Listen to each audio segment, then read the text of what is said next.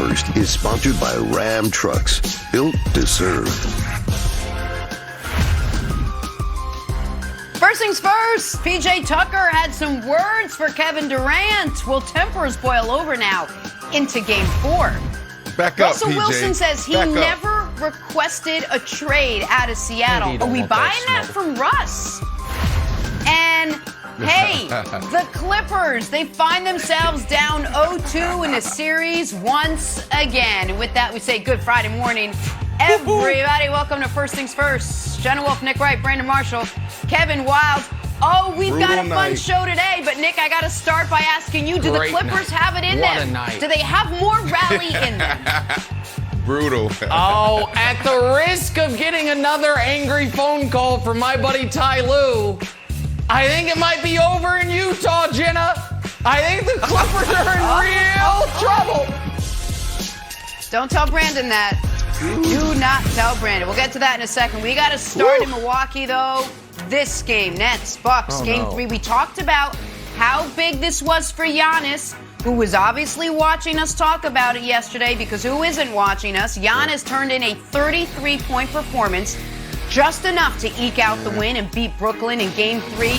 But the story in this one, the final seconds of the game, Bruce Brown, in for James Harden, had a go-ahead layup that just missed here. Could have passed to KD, could have passed to Kyrie. He's like, nah, I got this, guys. He didn't, in fact, have this. Lost the game. Here's Steve Nash on that possession. Well, we all know that we want Kevin and Kai to shoot the ball, but if they don't get free, they got to make the right play. So we made the right play. You give some credit to the Bucks, and still we got some makeable looks. We can get better at executing. We can get better at handling those moments, and it was a great test for us tonight, and I think there's a lot for us to learn from it. We have a few end-of-game plays that we like to practice and run through. We had an opportunity to execute, and we failed to do so. So ended up in Bruce's hands with a contested layup.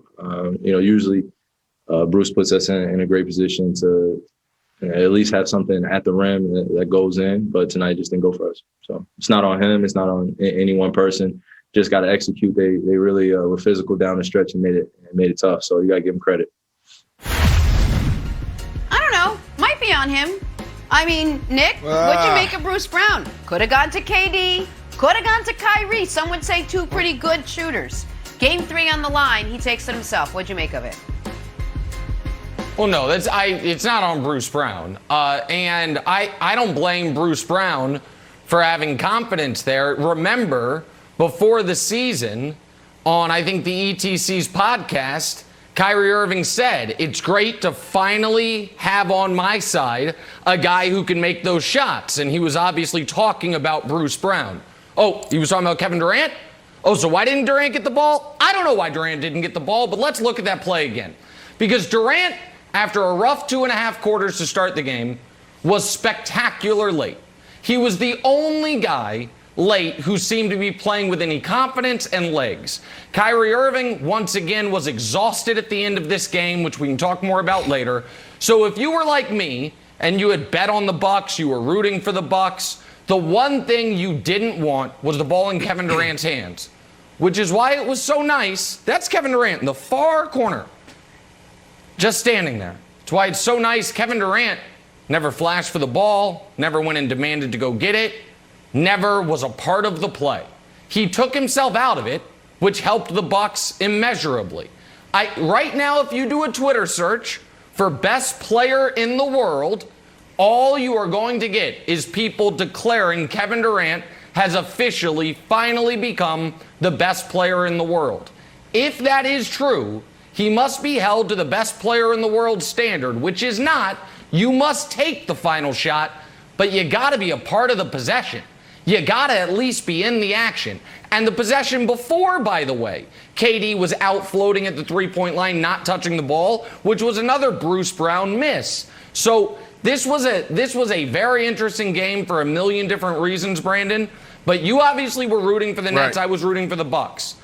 you definitely wanted the ball in Kevin Durant's hands. I desperately wanted the ball not in Kevin Durant's hands, and it didn't end up in his hands. Right. And part of that is because he's just standing there. So, yeah, Bruce had a bad shot, but KD didn't help him out there on that last possession. Listen, I feel like this is a unwritten rule, like cardinal sin in the NBA. The game's on the line. You have to figure it out. Look, they had this last play with 11 seconds left in the game. It was a terrible inbounds pass. About time they picked it up, Bruce had 8 seconds left on the clock. So it couldn't have been one of those things where he thought he didn't have enough time to figure out how to get it to Kyrie, how to get it to KD. He had it and he took it. And he tried to go over Lopez. Come on, you can't go over Brook Lopez. Yeah. Lopez is 10 feet tall. Here's the deal. Yeah, you're right. KD have to figure out a way. You know, but at the end of the day, if you're KD, you got to be happy with the way your guys played. Bruce Brown is one of the reasons why they got here. So you give him the benefit of the doubt, but just look at him and say, hey, bro, you got to figure out how to get me the ball. You had 8 seconds left on that clock. Right. There was more than enough time. So here's the deal. Moving forward, you'll see a better Nets team. They were flat that entire game. I mean, both sides of the court, you know, and both teams super flat. And it was a terrible game to watch. It wasn't fun. It was boring. And then there was moments where you saw Chris Middleton step up and try to take over the game. And then, like you said, KD took over the game for a little spurt there. That was it. That was the game. Just real quick, before we move on, Brandon, boring. How dare you say this was a terrible game? Because this was a carbon copy of what I'm told is the golden era of NBA basketball, the Jordan era. You want to see a lot of games that look like 86, 85 rock fights? Turn on any of those Jordan playoff games, and you're going to find them. So, Jenna, I thought it was a great game. I thought it was amazing. Theater, drama. I thought it was spectacular, personally, Jenna. Of course you did. Of course you did. You know, I got to give Wilds credit. Wilds, you sat on the show yesterday. You said, I'm not worried. Bucks are going to come home. They're going to do what they do at home. Everything's going to be fine. Brandon may not have liked the game, but how do you think Bucks fans should be feeling today after that Game 3 win? Oh, well, Jenna, Bucks fans should be feeling like an enthusiastic math teacher, like Bill Nye the science guy. Because here's the thing. Math will save the Bucks. The Bucks got away with a win, but somehow they shot even worse than they did in Brooklyn. And just for the record, the Bucks are the 4th best three-point shooting team in the entire league. But in these 3 games, they shot 20%, then they shot a little better, 29%, and I was like, you know what? When they get home cooking, those shots will start to go in. Nope, actually got worse. Shot 19% and escaped with the win. So the good news is, this is why this should sound like a math teacher, the math will work out. Just keep shooting. You guys are good shooters. PJ Tucker missed all of his shots. He's one of the best shooters in the league from the corner. He's good. But just like a math teacher, Nick, I'm going to allow everybody to lead the class. Good job, good shooting, keep shooting, keep shooting. Yep. Hey, Giannis, can you stay after class? I want to talk to you. Yeah. You took 8 threes. You are not a good three-point shooter, my friend. No more threes for you. I'm sorry. And I know I just said math will save us. You are not good. And then I looked up, Nick, do you know he also was shooting threes against the Heat? He is 3 for 24 in the playoffs. 3 for 24. Yeah. Enough. You know what? I call it at 20.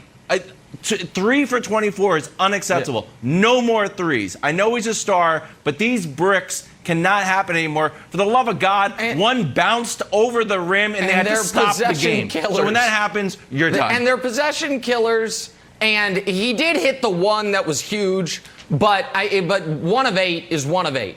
And so here's why I think the Bucks should feel great, Brandon. Because I know Giannis had 33. I didn't think Giannis played very well after the first quarter. First quarter, It was like he was locked into first things first. He played the whole quarter. He attacked. He did everything we asked him to do. And then after that, he fell back into shooting the jump shots so he can play better. I agree with Wilds. I think they are due for an 18-plus point or an 18-plus 3 points made explosion in Game 4. But the other thing, and I'm curious if you're starting to come around to my side of thinking on this part of it, not on the series, but PJ Tucker had the most impactful 0-point game anyone can have. He had the best plus minus of anyone out there. He made Durant work. And Kyrie, it is hard for Mike Budenholzer to outcoach somebody, but I think he might be doing it with Nash. Nash had the worst challenge of the year. I don't know what plays he was drawing up at the end. And his strategy with Kyrie is play the whole game, kid. And so what you're seeing is one of the most clutch playoff guys of his generation is gassed at the end of these games. Kyrie is exhausted. He's playing 11 minutes every quarter. So I think the Bucks should feel really good going into Game 4. Well, you said they should feel great. I think the answer is grateful. There's not another game in the playoffs that you'll see the Nets score 83 points. That was trash. They were so flat.